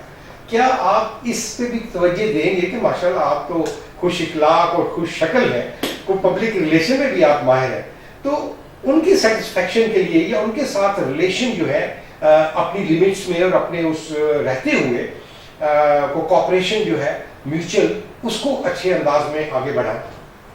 آپ نے بڑی اچھی بات کہی اور بڑا اچھا کیا کہ آپ نے یہ ایشو ریز کیا۔ اس میں ایک دو باتیں کرنا چاہوں گا۔ پہلی بات تو یہ کہ میرا جو بنیادی مقصد ہے یہاں پہ وہ ہے کہ میں گورنمنٹ آف پاکستان کی پالیسی کو آگے بڑھاؤں، اور ایمبیسی کا بھی اور ایمبیسڈر صاحب کا بھی، ہم سب کا یہ بنیادی مقصد ہے کہ ہم حکومت پاکستان کی جو پالیسی ہوں ان کو ہم آگے بڑھائیں۔ اور دوسرا یہ، اس کے بعد دوسرے نمبر پہ، یا آپ کہہ سکتے ہیں کہ شاید اس سے بھی پہلے نمبر پہ ہے کہ ہمارے لوگوں کا انٹرسٹ وہ سب سے افضل ہوتا ہے ہمارے لیے، ہمارے پاکستانیوں کا جو انٹرسٹ ہے وہ ہمارے لیے سب سے افضل ہے۔ اب خوش نہ رہنے کی وجہ بھی میں آپ کو بتا دیتا ہوں کہ خوش اس لیے نہیں رہتے ہیں کہ ماضی میں یہ چاہتے رہیں، اب تو نئی گورنمنٹ آ گئی ہے، ماضی میں یہ چاہتے رہیں کہ جتنے بھی ہمارے لوگ جیلوں میں ہیں سب کو ہم آؤٹ پاس دے کے زبردستی پاکستان دے، جو کہ ہم نے ریزسٹ کیا ہمیشہ۔ ہم نے یہ اسی صورت میں ہم سے خوش رہ سکتے تھے کہ ہم ہر بندے کو، جو بھی بندہ آگے لے کر آتے ہم اس کو، وہ نہ بھی جانا چاہتا تو بھی ہم زبردستی اس کو آؤٹ پاس دے کے ان کو بھجواتے، تو تب یہ ہم سے زیادہ خوش رہتے ہیں۔ تو نہ خوش رہنے کی بنیادی وجہ جو ہے وہ یہ ہے کہ یہ چاہتے ہیں کہ جتنے بھی یہاں پہ اللیگل لوگ ہیں یا ہمارے پاکستانی ہیں ان کو یہ زبردستی ہم ان کو واپس بھجوائیں۔ جس طرح میں نے آپ کو کہا کہ ہمارے لیے ان کا خوش رہنا نہ رہنا وہ دوسرے نمبر پہ آتا ہے۔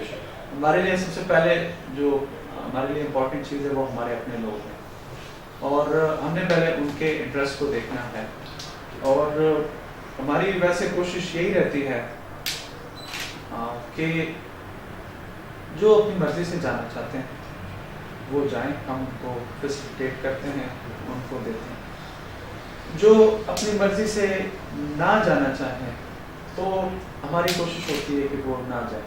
میں ویسے شاید یہ ہمارے لوگوں کے انٹرسٹ میں ہے، ان کے مفادات میں ہے، اور میجورٹی خواہش ان کی یہی ہے کہ وہ نہ جائے، شاید کوئی مستقبل میں ان کے لیے کوئی رستہ کھل جائے۔ بالکل بالکل، یہی تو یہ چیز ہے۔ اگر ہم اس طرح نہ کریں تو یہ ہم سے بہت خوش رہیں گے، یہ پھر ہماری تعریف بھی کریں گے، سارا کچھ کریں گے، لیکن جس طرح میں نے کہا کہ ہمارے لیے سب سے جو امپورٹنٹ چیز ہے وہ ہمارے لوگوں کا انٹرسٹ ہے، ہمارے ملک کا انٹرسٹ ہے۔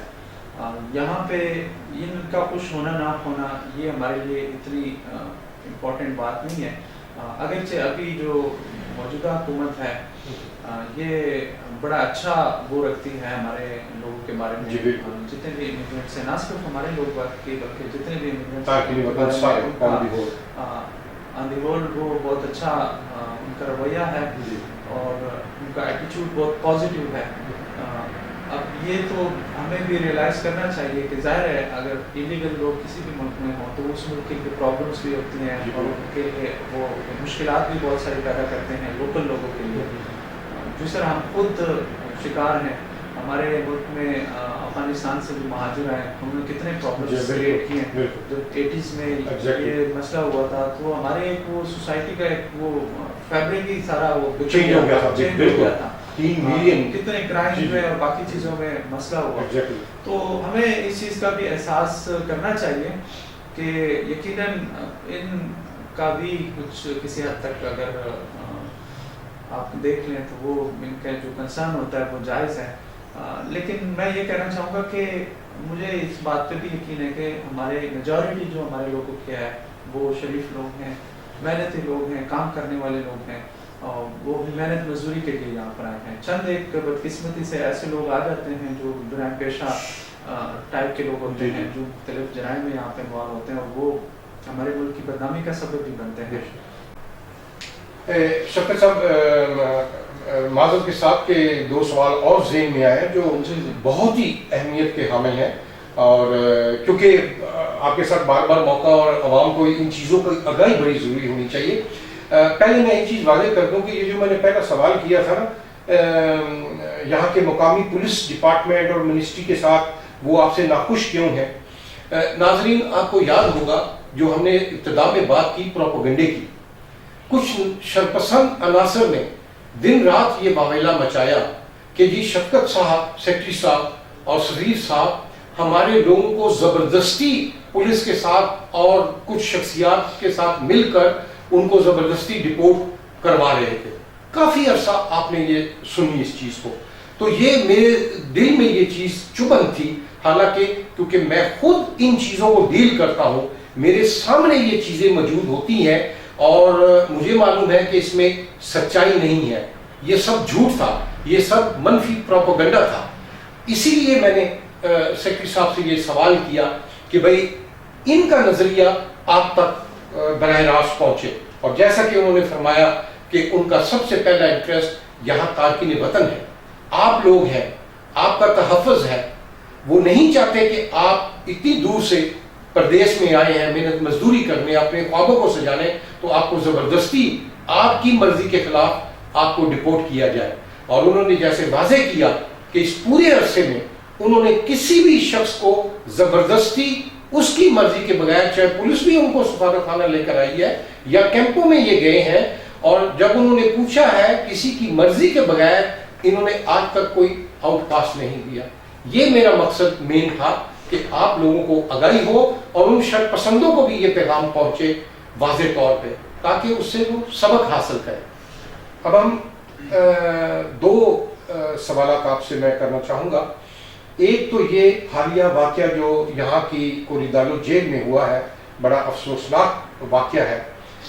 मुजरम चाहे कोई भी हो, मुजरम होता है, उसको सजा सुना दी जाती है। उसके बाद अगर कोई ऐसे वाक़यात होते हैं या कत्ल कर दिए जाते हैं अंदर उनकी मर्जी के बगैर, तो वो हमारे सब के लिए लम्हे फ़िक्रिया है, हमारी बरादरी के लिए और हमारे गवर्नमेंट के लिए। जो उनके वज़ीर जो जस्टिस मिनिस्टर हैं वो भी उसी रात को वहाँ जाकर उन्होंने बड़े पॉजिटिव बयान दिए हैं, एक्सेप्ट किया है कि भाई ये जो वाक़यात इस किस्म के होते हैं ये कुछ कोताहियाँ हैं जो वहाँ का सिस्टम है और जगह की कमी है, जेलों की कमी है। तो एक तो इस पर आप अभी माशाल्लाह जैसे ही आपको पता लगा आप हॉस्पिटल में भी गए, आप आला हुकाम से भी मिले, जेल के हुकाम से, जस्टिस मिनिस्ट्री से, सबसे आप मिले, तो इसके मुतालिक ज़रा आप रोशनी डालें और हम आपको मुबारकबाद देते हैं पूरी बरादरी की तरफ से कि आपने बरवक्त और जब भी बरादरी को सफारत खाने की ज़रूरत पड़ी है और पिछले 2 साल के आपके अरसे में यहाँ ये भी हमने देखा है कि माशाल्लाह जब भी कभी, चाहे वो छुट्टी का दिन है, चाहे वो रात का टाइम है, ڈیڈ باڈی کے لیٹرز ہیں، ارجنٹ کوئی مصیبت زدہ ہے اس کو پاسپورٹ کی ضرورت ہے، آپ نے، اور ڈیڈ باڈی جتنی سیٹسفائی طریقے سے آپ کے دور میں گئی ہیں، آپ نے کبھی اس کو نہیں دیکھا کہ وقت کیا ہے یا آپ کے گھر کی مصروفیات کیا ہے، آپ ڈیوٹی پہ ہیں یا نہیں ہیں، ان دونوں معاملات پر ذرا آپ روشنی ڈالیں پلیز۔ سب سے پہلے تو جس افسوسناک واقعے کا آپ نے ذکر کیا جو کہ کوریڈالو جیل کے اندر ہوا، یقیناً ایسا افسوسناک واقعہ کبھی میرے سننے میں نہیں آیا کہ جیل کے اندر اس طرح کا واقعہ ہوا۔ اور جہاں تک یہ بات ہے، اگر کوئی کہے کہ وہ تو خود جرائم پیشہ تھے اور اس طرح کی بات، لیکن اس کا تو یہ جواب ہے کہ وہ اگر انہوں نے کوئی جرم کیا تھا اسی کی وہ سزا کاٹ کرتے ہیں، اور جب آپ ایک جرم کرتے ہیں آپ کو سزا ملتی ہے، سزا آپ کاٹتے ہیں، تو وہ برابر ہو جاتی ہیں چیزیں۔ اس لحاظ سے تو یہ غلط ہے کہ وہ جرائم پیشہ لوگ تھے، اگر وہ مر گئے تو کیا ہوا، یہ انتہائی غلط بات ہے، نہیں بلکہ ہمیں انسان کی نظر سے دیکھنا چاہیے۔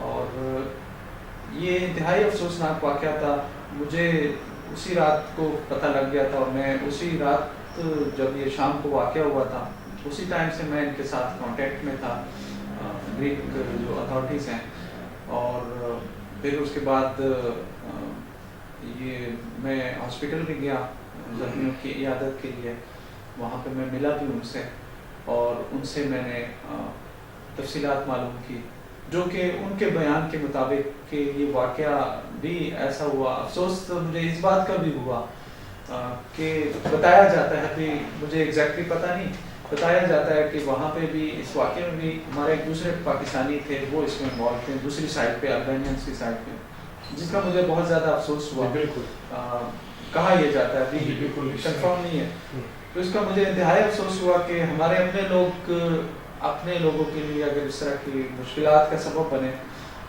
یہ انتہائی غلط بات ہے۔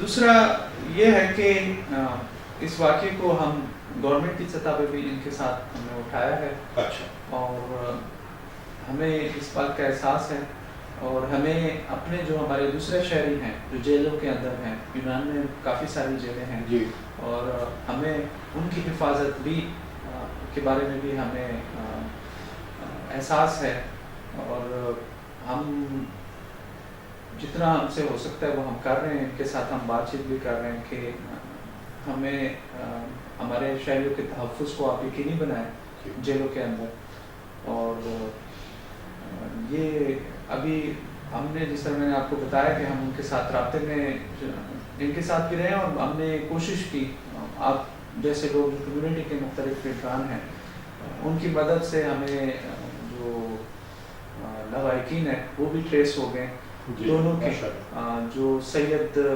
سجاد حسین شاہ ہیں ان کے بھائی بھی یہاں پر ہمیں وہ ٹریس ہو گئے، اور دوسرے جو شمشاد اللہ ہیں ان کے بھائی بھی ٹریس ہو گئے۔ اور میں بتانا چاہوں گا کہ ان کے بھائیوں کو ٹریس کرنے میں حاجی افضل صاحب نے کافی تگ و دو کی، اور ان کی کوششوں سے وقت پہ، بعد میں تو سب کو پتہ لگ گیا لیکن جلدی انہوں نے ہمیں کوشش کی، اور ان کی کوشش کی وجہ سے ہمیں ان کی فیملیز کو کانٹیکٹ کرنے کا موقع ملا، اور ہم نے دونوں بھائیوں سے میں خود ملا ہوں، دونوں کے بھائی یہاں پر یونان میں ہیں، پیپرز نہیں ہیں دونوں کے پاس، دونوں ہمارے پاس آئے، اور ابھی ہم نے ان کو یہ بھی کہا کہ ان کی ڈیڈ باڈیز کے بھیجنے میں پاکستان میں اگر آپ کو مدد کی ضرورت ہو تو جتنے ہمارے وسائل ہیں تو ان کے اندر رہتے ہوئے ہم کوشش کریں گے کہ ہم آپ کی کریں۔ اور اس سلسلے میں جو سجاد شاہ کے بھائی ہیں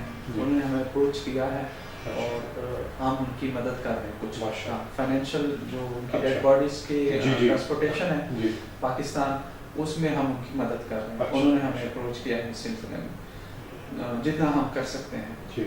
اور اس سے پہلے جس طرح آپ نے کہا ڈیڈ باڈیز کے حوالے سے، تو یہ ایشو ہو گیا، اور اللہ تعالیٰ جو ہے ان کی مغفرت کرے، دو جو ہمارے پاکستانی کی ڈیتھ ہوئی ہے، اور ہم امید کرتے ہیں اور ہم کوشش بھی کریں گے کہ جن لوگوں نے یہ کیا ان کو سزا ملے اور وہ اپنے انجام کو پہنچے۔ اس میں بحیثیت حکومت پاکستان اور سفارت خانہ پاکستان ہم اس میں بھرپور کوشش کریں گے کہ یہ واقعہ یہ قصہ اپنے منطق کے انجام کو پہنچے اور جن لوگوں نے یہ کیا ہے ان کو سزا ملے یہاں کے قانون کے مطابق. دوسرا ڈیڈ باڈیز کا اگر ہم جنرلی بات کریں، ابھی تھوڑی دیر پہلے بھی بات ہو رہی تھی آپ سے، ہم کوشش کرتے ہیں کہ جتنا بھی ہم کر سکیں لوگوں کو فیسیلیٹیٹ کریں. فیسیلیٹیشن 2-3 طرح کی ہوتی ہے. ایک یہ ہوتی ہے کہ ہم اگر ڈیڈ باڈی فرض کریں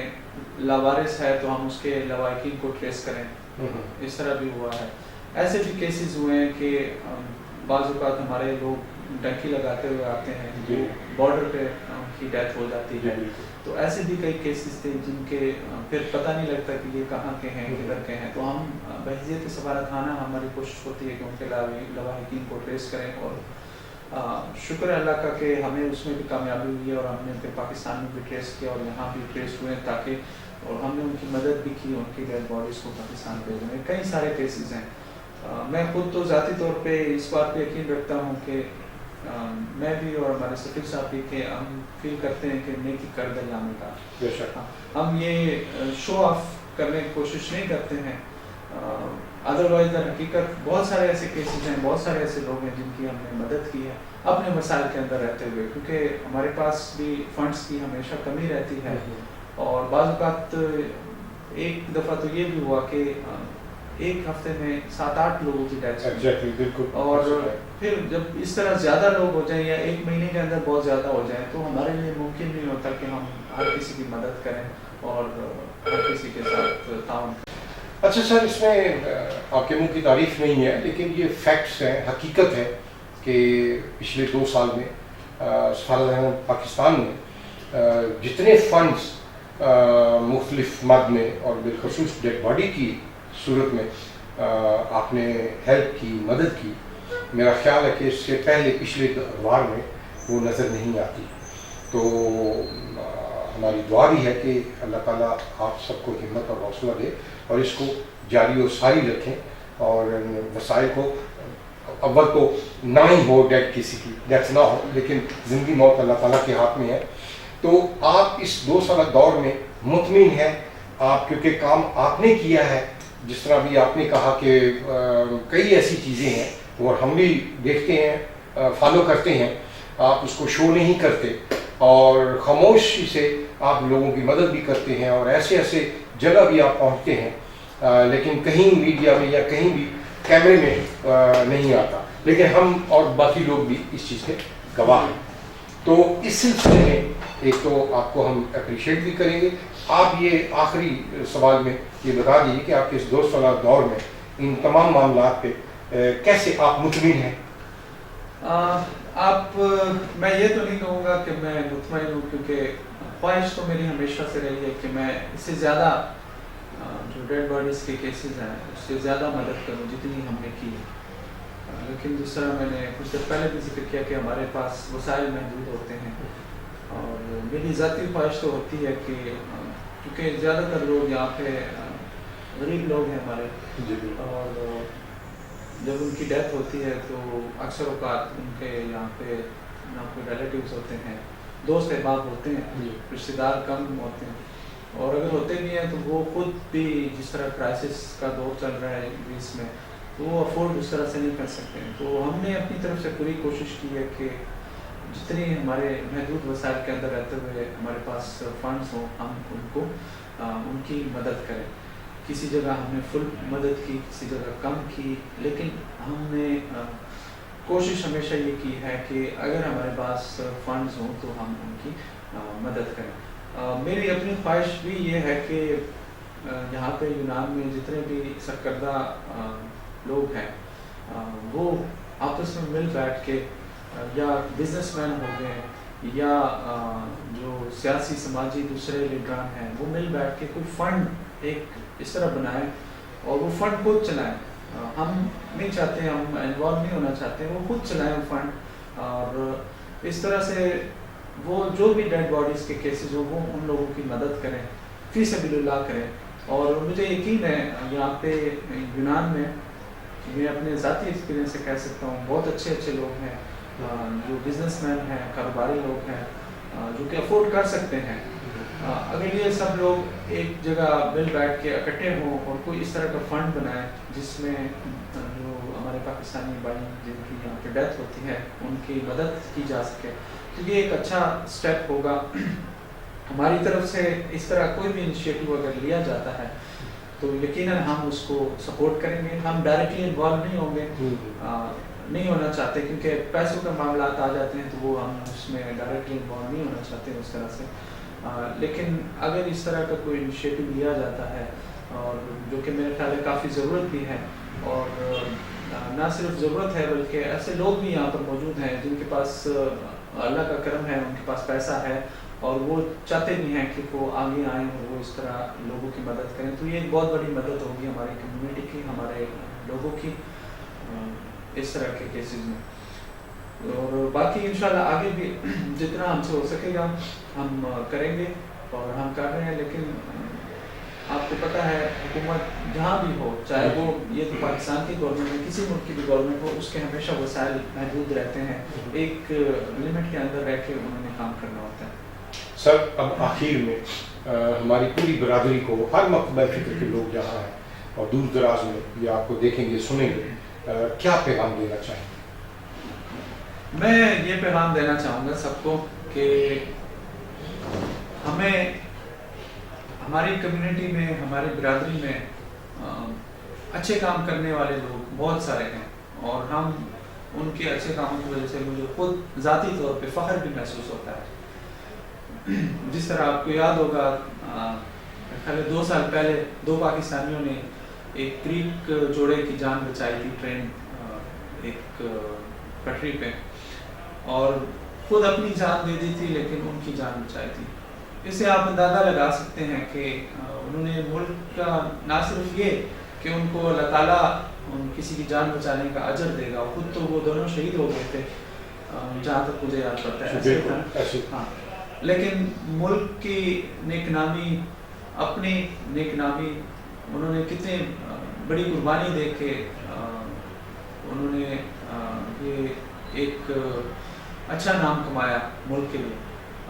یہ تو ایک بہت بڑا سٹیپ تھا، لیکن اس کے علاوہ ہم بہت چھوٹے چھوٹے کام کر کے پاکستان کا نام روشن کر سکتے ہیں، یہاں پہ اچھے انداز سے رہ کے ہم ملک کا نام روشن کر سکتے ہیں۔ میں سب پاکستانیوں سے یہاں پہ یہ ریکویسٹ کروں گا، کیونکہ شاید آپ کو باہر بہت سارے لوگوں کو پتہ نہ لگے، لیکن ہمارے پاس کچھ بدقسمتی سے کچھ ایسے کیسز آتے ہیں کہ ہمارے پاکستانی گریک لوگوں کے ساتھ کام کرتے ہیں، کئی سال کام کرتے ہیں، پھر بعد میں کوئی ان کو دھوکہ دے کے ان کے پیسے چرا کے بھاگ جاتا ہے، کوئی اور میں نے کہنا نہیں چاہیے لیکن بعض اوقات اس طرح ہوتا ہے کہ وہ کسی خاتون کے ساتھ ان کی فیملی کی زیادتی کر دیتا ہے۔ تو میں آپ سب سے یہ ریکویسٹ کروں گا کہ اس طرح کی چیزیں ملک کی بدنامی کا سبب بنتی ہیں، کمیونٹی کی بدنامی کا سبب بنتی ہے۔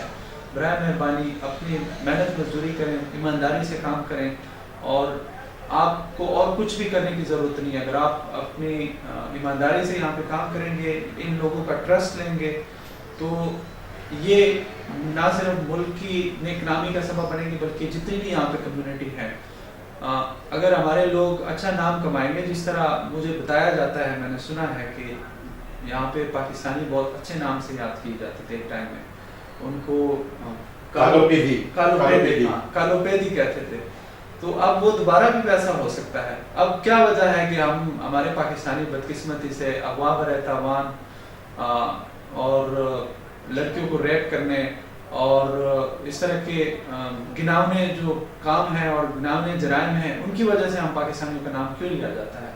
تو ہمیں اس بات پہ سوچنا چاہیے، اور آپ سب سے میری ریکویسٹ ہے کہ اچھے کام کریں، کوشش کریں، اور یہ تو ہمارا مذہب بھی ہمیں اس بات کی ترویج، ہمارا مذہب بھی اس بات کا ہمیں پیغام دیتا ہے کہ ہم ایمانداری سے جو بھی کام کریں ہم ایمانداری سے کریں اور شرافت سے اور اچھے طریقے سے اپنا ٹائم گزاریں۔ شکر صاحب، بہت بہت شکریہ، آپ نے اپنے قیمتی وقت سے آج بڑی اہم باتیں ہمارے ناظرین تک پہنچائیں، اور ہماری دعا ہے کہ اللہ تعالیٰ اسی جذبے، اسی لگن سے اللہ تعالیٰ آپ کو ہمت اور حوصلہ دے، اور آپ اپنے فرض کو بھی نبھائیں اور پاکستانی برادری کی خدمت کو بھی جاری و ساری رکھیں، اور آئندہ بھی انشاءاللہ تعالیٰ آپ سے رابطہ رہے گا۔ گائے بگائے ہم اپنے ناظرین کو جو بھی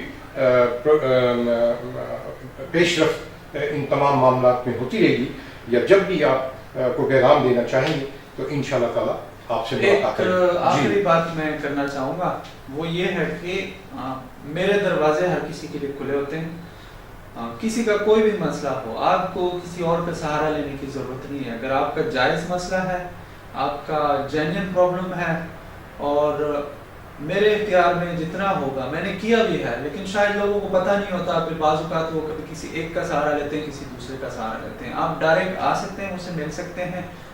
یہ ہے ضرور کہ آپ کو ٹائم لینا پڑے گا، کہ آپ آتے ہیں، آپ کو ٹائم لے، آپ کو اپنا مسئلہ بتائیں گے یہاں پہ، پھر آپ کو ٹائم دیں گے ہم۔ لیکن میں کسی سے ملنے سے میں نے کبھی بھی انکار نہیں کیا۔ تو یہ میں سب کو یہ پیغام بھی دینا چاہوں گا، کسی کا بھی جینین اگر کوئی مسئلہ ہے جو کہ ہم کر سکتے ہیں وہ ضرور کریں گے، اور اگر کوئی مجھ سے ملنا چاہتا ہے اور اس کا جینین مسئلہ ہے تو وہ آ سکتا ہے، اس کو کسی اور کا سہارا لینے کی ضرورت نہیں۔ لیکن بعض اوقات یہ ہوتا ہے کہ چھوٹے مسائل ہوتے ہیں جو کہ باقی لوگ بھی کر سکتے ہیں، تو وہ پھر شاید ملاقات کا ٹائم نہ ملے۔ لیکن اگر کوئی ایسا پرابلم ہے جو آپ فیل کرتے ہوں کہ وہ میں اس کو حل کر سکتا ہوں، تو سب آپ ویلکم ہیں، آپ آئیں، ٹائم لے کے آپ کی ضرور ملاقات ہوگی۔ کسی اور کا سہارا لینے کی کسی کو بھی ضرورت نہیں ہے۔ بہت بہت شکریہ، شکریہ، بہت شکریہ، تھینک یو۔ ناظرین، یہ بھی آپ نے سیکرٹری سفارت خانہ پاکستان جناب شفقت اللہ خان صاحب کا ان کے خیالات سنے، بہت کارآمد باتیں جو ہیں آج ہوئیں، اور اس امید کے ساتھ کہ آپ ان تمام چیزوں کو جو آج یہاں بتائی گئی ہیں ان کو مثبت انداز میں، اچھے انداز میں خود بھی سنیں گے، اور دوسروں تک بھی ان تمام گفتگو کا جو مطمع نظر ہے، جو یہ ملک و قوم کی خدمت ہے، اس میں جتنا رول ان کا ہے اس سے زیادہ رول آپ کا ہے۔ آپ اچھے طریقے سے یہ پیغام سب تک پہنچائیں گے، اور اس پر خود بھی عمل کریں گے، اور دوسروں کو بھی عمل کرنے کی تلقین کریں گے۔